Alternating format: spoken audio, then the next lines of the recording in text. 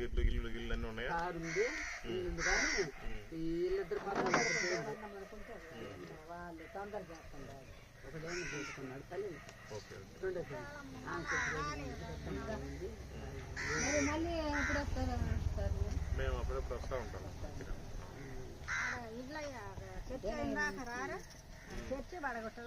నువ్వు మాత్రం ఒక్క కేసుకుంటా తిరుగుతా ఉండు. ఉంది ఆ చర్చి అట్లా ఉంది, కానీ స్థలం ఏమో ఆ చర్చి వరకే ఉంది, స్థలం ఏం లేదు, అంత పొలం వేసి చర్చి వరకే దారి కూడా ఉంది. దారి